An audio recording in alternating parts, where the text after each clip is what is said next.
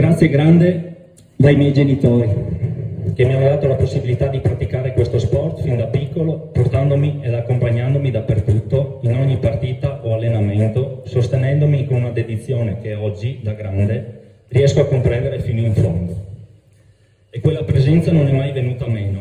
Ancora oggi basta alzare lo sguardo verso la tribuna per trovarli lì, come sempre, a tifare per me. La loro costanza, il loro affetto, il loro essere lì è stata sempre una forza silenziosa, uno stimolo profondo per dare sempre qualcosa in più. Se sono riuscito a vivere questo sport con passione e serietà è anche grazie a loro. Grazie mille.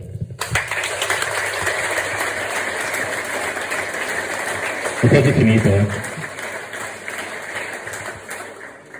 E infine un grazie profondo alla mia famiglia, a mia moglie, che ha saputo comprendere, anche se con fatica, quanto il calcio fosse importante per me, anche quando questo significava rinunciare a qualcosa di nostro.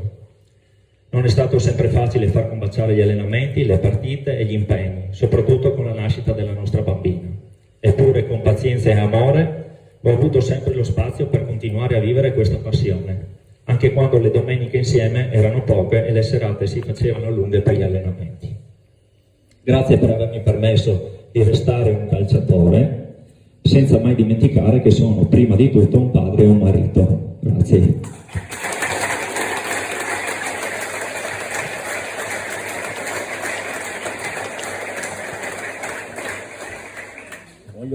Voglio concludere con un pensiero ai più giovani, visto che oramai più di qualcuno mi chiama nonno.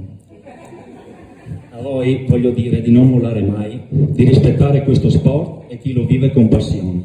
Date sempre tutto, perché ogni allenamento, ogni partita, ogni fatica vi resterà dentro per tutta la vita. Sembra una frase fatta, e stasera ne abbiamo sentite più di una, ma siate uomini prima che calciatori, anche se siamo dilettanti. Non dimenticate mai che anche nel silenzio dello spogliatoio si costruiscono le squadre vere.